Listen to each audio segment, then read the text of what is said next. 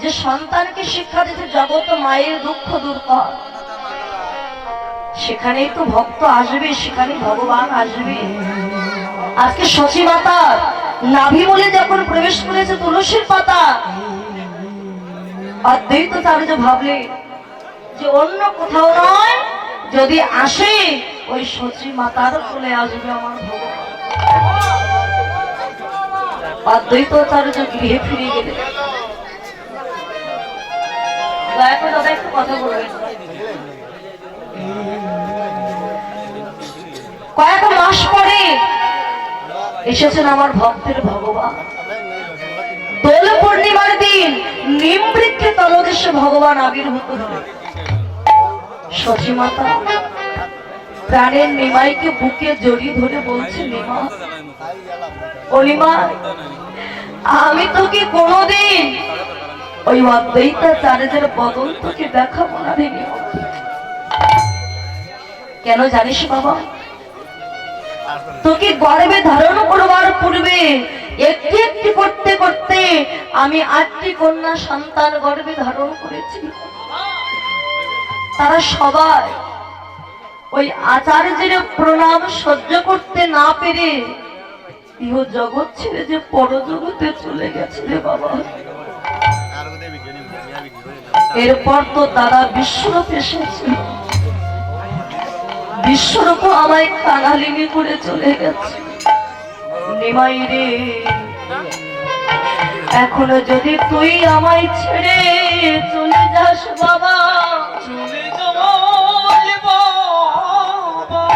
তোর এই অভাগিনী মাঝে আর প্রাণে বাজবে না রে। নিমা বল, তুই আমায় ছেড়ে যাবি না তো মা? যাবি না তো বাবা? বল, কখনো যাবি না তো? নিমাই বড় হয়ে শচী মাতাকে বলছো, মা তুমি আমায় কতদিন ধরে রাখবে? আমায় তুমি ধরে রাখতে পারবে না। 1 বছর, 2 বছর, 3 বছর, 4 বছর, কিন্তু 5 বছরে যখন নিমায়ের বয়স হয়েছে, ওই ছোট্ট নিমা প্রত্যেক দিন হরিনাম সংকীর্তন করে, পথে পথে নগরে নগরে ভক্তগণকে নিয়ে হরিনাম সংকীর্তন করে। আর নিমায়ের ভাব দর্শন করে শচী মাতা বুঝতে পেরেছিল যে আমার নিমাইও আমার কাছে থাকবে না। সবাই যখন আমায় ছেড়ে চলে গেছে, আমার নিমাইও বুঝি আমার কাছে থাকবে না। একদিন নির্জনে বসে শচী মাতা 2টি নয়নের জলে বুক ভাসায় কাঁদছে। নিমাই গিয়ে বলেছিল, মা, ও মা, তুমি অমন করে কাঁদছো কেন মা? শচী মাতা চোখের জল মুছে বললেন, কই নিমাই, আমি তো কাঁদছি না বাবা। মা, তোমার চোখের জল, তুমি হয়েছো দুর্বল, তুমি কেন কাঁদছো তা কি আমি জানি না মা?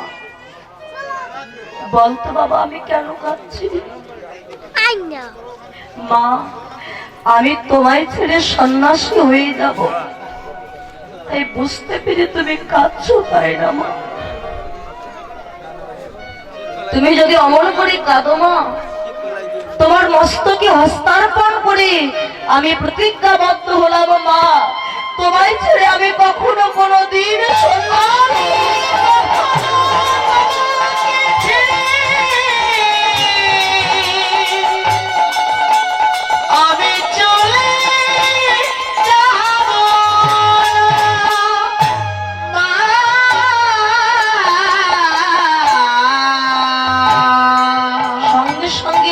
বদন চেপে ধরেছে শচী মাতা। নিমাই, তুই এমন কথা বলিস না বাবা, তোকে যে সন্ন্যাসে যেতে হবে বাবা। তুই যদি সন্ন্যাসে না যাস, এই কলির জীবে যে উদ্ধার হবে না রে নিমাই। তুই যদি সন্ন্যাসে না যাস, কৃষ্ণ বলে কাদার সৌভাগ্য যে আমার হবে না রে নিমাই। ওমা, আমি এখনো আছি তাই তুমি অমন করে কাঁদছো। আমি চলে গেলে তুমি কাঁদবে না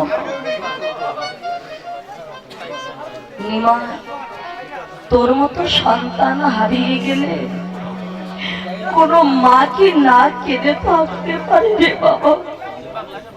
শর্ণিমা, তুই কাঁদবি দেশ বিদেশে, আর আমি কাঁদবো ঘরে বসে। উভয়ের কান্না একত্র হয়ে যেদিন বহাবে প্রেমের বন্যা, আমি সেদিন হব ধন্য কন্যা রে।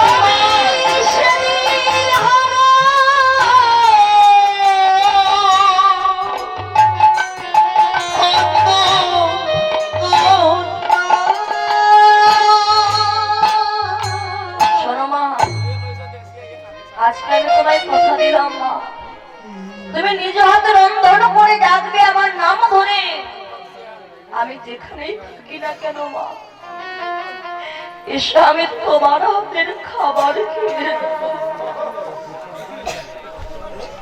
একদিন নির্জন নিশীতে কাউকে কিছু না বলে যখন নিমাই চলে গেল নবদ্বীপ ছেড়ে, সর্বহারা ভিখারি সচিমাতা নদীয়ার পথে পথে আর নিমাই প্রাণ নিমাই বলে কাঁদে। একটা বৃক্ষের কণ্ঠ জড়াই ধরে বলে, ওগো বৃক্ষ, তুমি কি বলতে পারো আমার নিমাই কোন পথ দিয়ে গেছে? একটা পশুর কণ্ঠ জড়িয়ে ধরে বলে, ওগো পশু, তুমি কে বলতে পারো আমার নিমাই কোন পথ দিয়ে গেছে? ওরে নিমা, তুমি সন্না সেতে যাই ওরে নিমাই রে, অনিমাই বই রঘুনা হয় রে।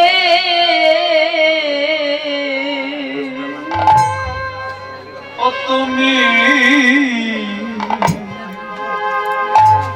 সন্না সেতে আরে যায় রে নিমা,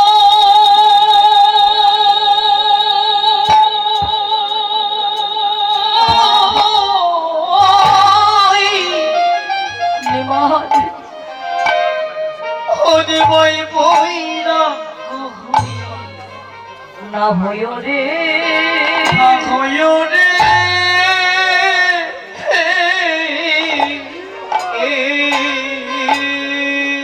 আর নগরেতে ওরে ভিখ মাগিয়া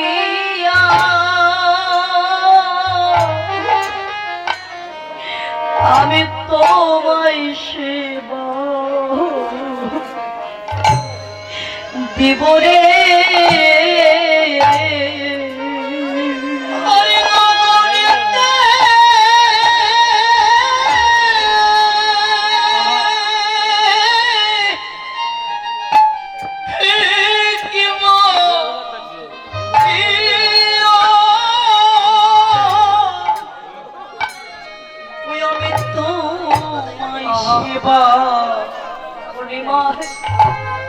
জীবনে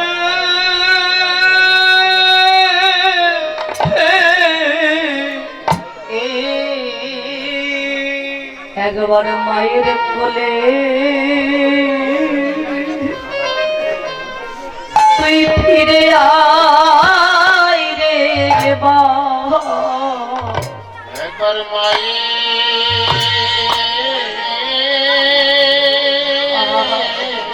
কোলে তুমি ফিরে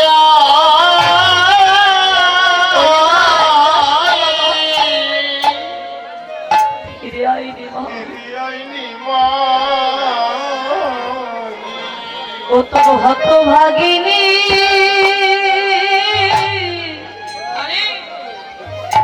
হতভাগিনী মাঝে কাঁদ তোমার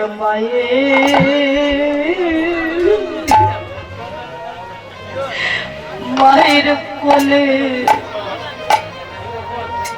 তুই ফিরে আয় রে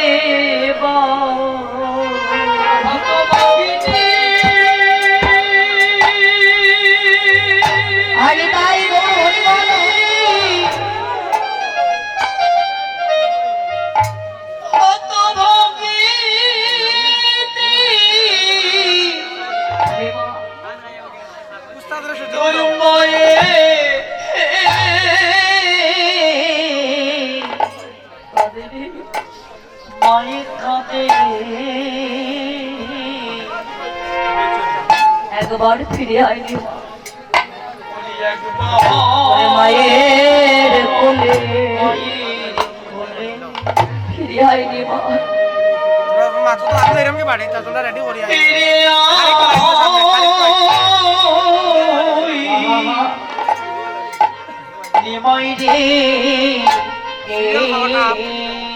সচিমাতা কাঁদছে হ্যাঁ নিমাই প্রাণ নিমাই বলে।